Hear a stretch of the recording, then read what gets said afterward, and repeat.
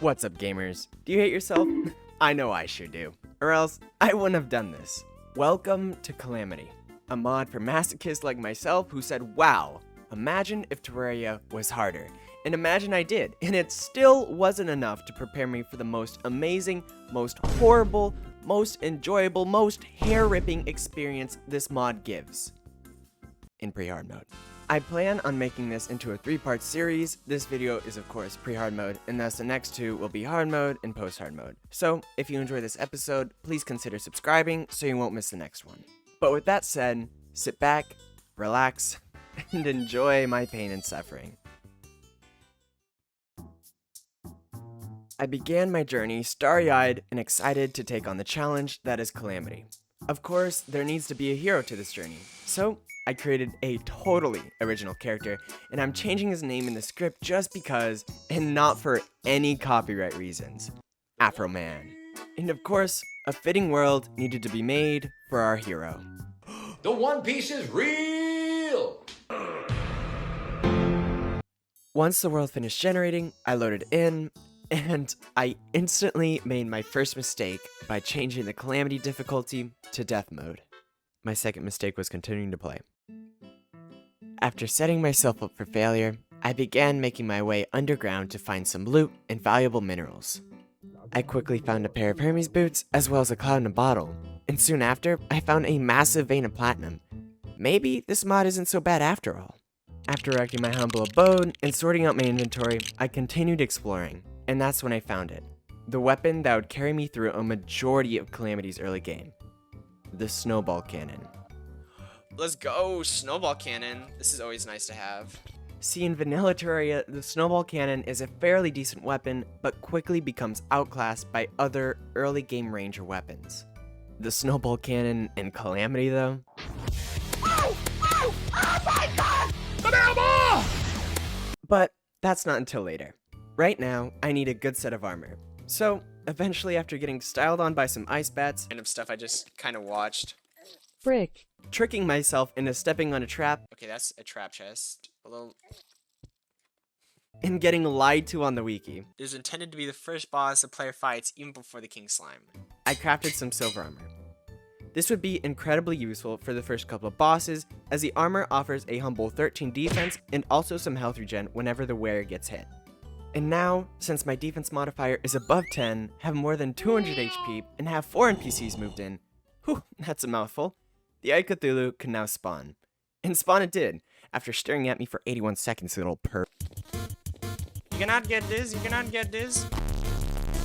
It's too easy, bro. I don't think you have any idea how fast I really am. How fast. Easy. The following morning, I made my way over to the desert to ready? take on the Desert Scourge.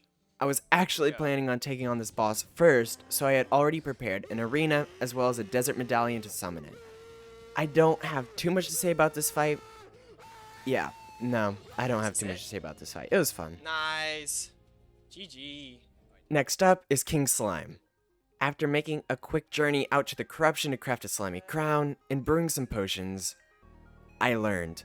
Let me tell you, I learned the true definition of chonk. Holy Frick. what the Frick. What? My god, was the King Slime a chonker. That boy was massive. Finally though, after getting over the sheer magnitude of this boss, I was pleasantly surprised by the revamped AI, as well as the extra challenge once the King Slime reaches half HP. Hey yo! Hey yo! No. No. We ain't doing this. We ain't doing this. Other than that, not much had changed, and I took out the King Slime on my second attempt. Before taking on the next boss though, the Goblin army arrived. This was honestly perfect timing, since I was beginning to move on to bosses that required a lot more vertical dodging. So, once the army was defeated, I took some time to explore the caves and found the Goblin Tinkerer. After finally finding him, I bought some rocket boots for my vertical mobility and the workbench so that I could combine my pair of Hermes boots. And now, feeling confident in my gear, it was time for Crabulon. This boss wasn't too bad either. Although Crabulon has its own mechanics, it has a mixture of Desert Scourge and King Slime attacks, such as being able to jump high and spit out bursts of mushroom spores. Ah. That's so close. But similar to the King Slime fight, after learning Crabulon's attacks on the first run, I sauteed it on the second. Yeah, baby. The next two bosses up to bat were the Hive Mind and the Perforators. The Hive Mind I just took on blindly and somehow won. I'd only faced this boss once before and got absolutely rolled. Oh, shoot. The main difference between the first attempt and this one was this little guy that heals me, the Spectre Boots, and the Victide Armor. I guess the changes in my loadout were enough. Let's go. Woo! Although it's recommended to take on the Perforators next, I actually decided to go for the Eater of Worlds. At first, the fight looked pretty normal. The Eater looked and acted as expected, but as its health got lower, its speed increased drastically.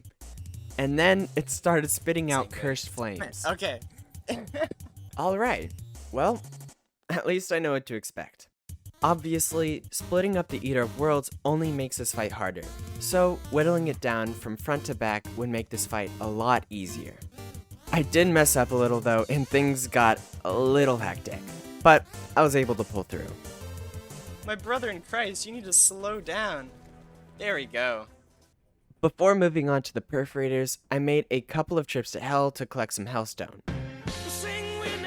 But, more importantly, I also found the next weapon that would get me through a majority of the final pre-hard mode bosses, the Bladecrest Oath Sword. To sum up this weapon, all you need to do is swing. The projectiles will do the rest. Alright, finally time for the Perforators. They are very similar to the Eater of Worlds in that if the player goes in with no plan, the fight becomes a lot more complicated. What the There's a bigger worm! No, I'm so dead. So instead of laser focusing the big man himself, I would kill the worms that spawn in before attacking again. And this worked. I didn't really stick to the plan, but killing the first worm was enough to get me through the fight. Die! Get the fuck off my screen! Yeah! Let's go! That's what I'm talking about! Next up was the Brain of Cthulhu. Nice.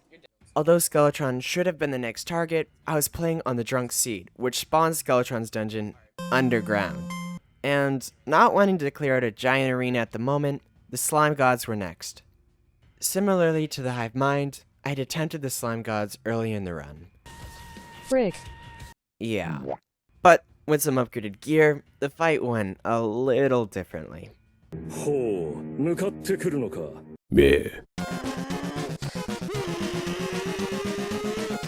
Call an ambulance! Call an ambulance! But not for me! Oh, it's dead. Oh, okay, cool.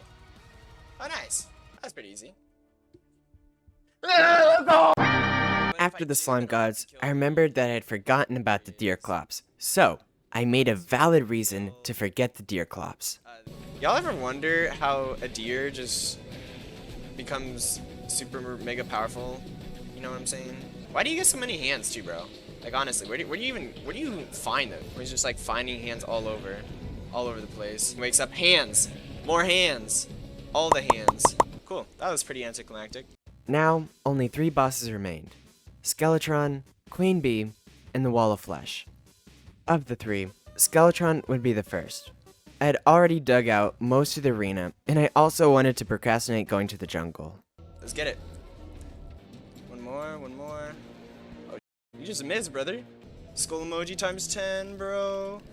Oh god, bro, I'd be so embarrassed. He just like misses everything. Oh, he gets his arms back? Oh, bro, that's hacks! You're actually hacking, dude. You're actually hacking. Hands are almost dead, dude. You need those, dude. You need your hands. You gotta keep those. Did anybody ever tell you do a lot of damage, Skeletron? Because you do a little bit of damage. Let's go! Let's go! My god, bro. You see this 5-head? Yes. Bro! This storage ain't for nothing. Queen Bee was next. Luckily, it didn't take too long to scour the jungle for a bee nest. All I needed to do was set up some platforms, buy some potions, and break a larva. Okay, nope. Okay, guess we're gone. It's fine. Everything is okay. Popped it just in time. Nice. Ah. Go away. Go away. Oh, Uh-oh. oh, fuck. Uh-oh. Oh, fuck. Uh-oh. The worst thing happened. Okay, we got her. We're out of here. Oh, I forgot the queen bee is still alive. I forgot. Oh, no. Okay. Well, guess we'll have to count that. Now, it was time for the final challenge, the Wall of Flesh. I was not prepared in the slightest for what this fight would bring. Death after death after death, nothing changed. I wasn't learning anything, and the wall's health bar wasn't getting any lower than the first attempt. The onslaught of lasers as well as the extra mobs were just too much to handle. But then, I found it. The Geletic Blade. After switching to this weapon, the fight was significantly closer than it was before. Nonetheless, I still couldn't fight it with just brute force. I needed to put a little bit of thought behind my approach. The first change I made to my strategy was to keep the wall off of my screen for the entire fight. See, every once in a while, the wall will charge towards the player and dramatically increase the rate of fire for his lasers. I originally thought that the wall only charged when the player was too far away, but after a little jump scare, I realized this wasn't the case. To ensure that a safe distance was kept, I would be using the Old Lord Oath Sword, aka the GTFO sword. The final change I made was my armor. I really have no excuse for not using Statogel armor to begin with. It really is just better than Molten Gear. But finally, with the plan in mind, I cast the guide into the fire one last time.